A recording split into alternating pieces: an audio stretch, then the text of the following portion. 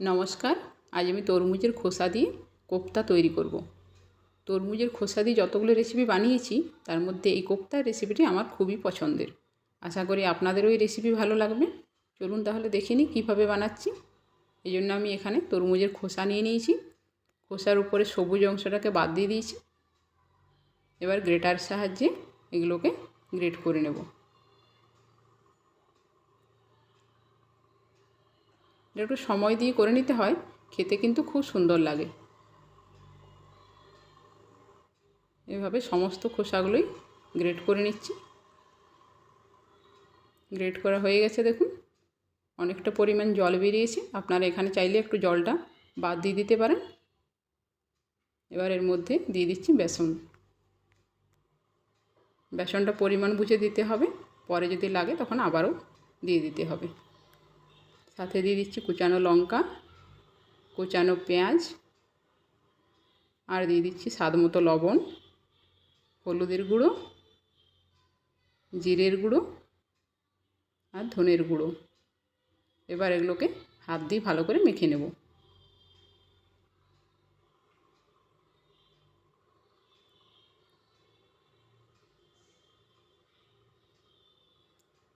মাখানোটা একটু নরম হয়েছে, এর মধ্যে আরও একটু বেসন দিতে হবে। এর মধ্যে আমি 2 চামচ বেসন দিয়ে দিচ্ছি। এবার এটাকেও ভালোভাবে মেখে নিচ্ছি। দেখুন মাখানো হয়ে গেছে। এবার একটা কড়াইয়ে রিফাইন তেল নিয়েছি, তার মধ্যে আমি এগুলোকে পকোড়ার মতো করে ভেজে নেব। আপনারা যদি বলের আকারে ভাজতে চান সেক্ষেত্রে বেসনটা একটু বেশি দিয়ে টাইট করে মাখতে হবে। এর আগের ভিডিওতে আমি পকোড়া রেসিপি শেয়ার করেছি, আপনারা চাইলে সেখান থেকে দেখে নিতে পারেন। পকোড়াগুলো খেতে কিন্তু খুব সুন্দর লাগে।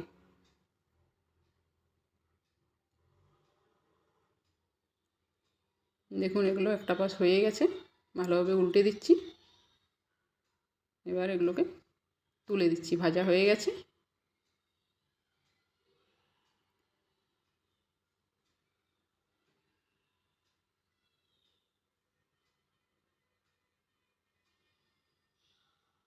এভাবে সমস্ত বড়াগুলো আমি ভেজে নিয়েছি। এবার কোপ্তার জন্য মশলাটা তৈরি করে নিচ্ছি। এই জন্য এখানে দিয়ে দিচ্ছি একটা পেঁয়াজ, কয়েকটা লঙ্কা আর দিয়ে দিচ্ছি রসুন। এগুলো পেস্ট বানিয়ে নেব।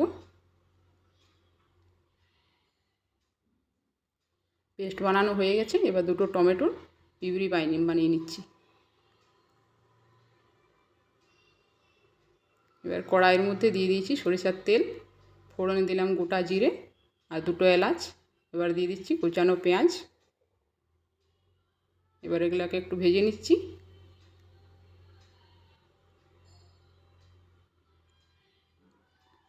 হালকা ভাজা হয়ে এসছে। এবার যে পেস্টটা তৈরি করেছিলাম সেটা এখানে দিয়ে দিলাম, পেঁয়াজ রসুন লঙ্কার। এবার এটাকেও আরও কিছুক্ষণ ভেজে নেব।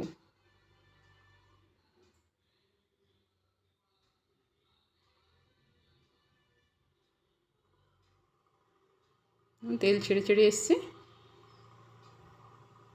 এখন টমেটোর পিউরিটা দিয়ে দেব।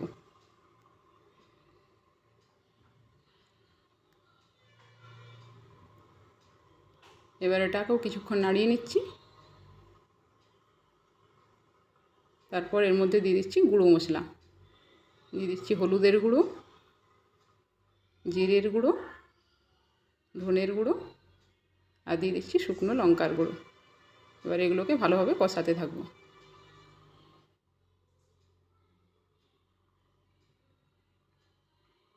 যতক্ষণ না অবধি তেল ছাড়ছে ততক্ষণ এগুলোকে কষাবো। দেখুন তেল ছেড়ে আসছে।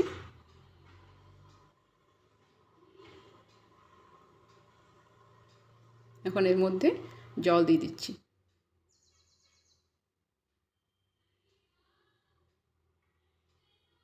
দিয়ে দিচ্ছি স্বাদ মতো লবণ আর দিয়ে দিচ্ছি চিনি।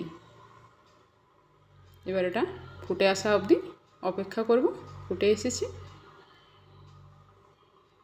এখন যে পকোড়াগুলো ভেজে রেখেছিলাম সেগুলো এর মধ্যে দিয়ে দিলাম। এই সময় ফ্লেমটাকে আমি হাই রেখেছিলাম। এবার এটাকে লো ফ্লেমে কিছুক্ষণ ঢেকে রাখবো। গ্রেভিটা আপনারা যে যেমন খাবেন সেই বুঝে জলটা দেবেন। এবার কিছুক্ষণের জন্য এটা ঢেকে রাখছি। এবার এর মধ্যে দিয়ে দেবো গরম মশলা। এবার এটাকে নেড়ে আরও কিছুক্ষণের জন্য ঢেকে রাখবো।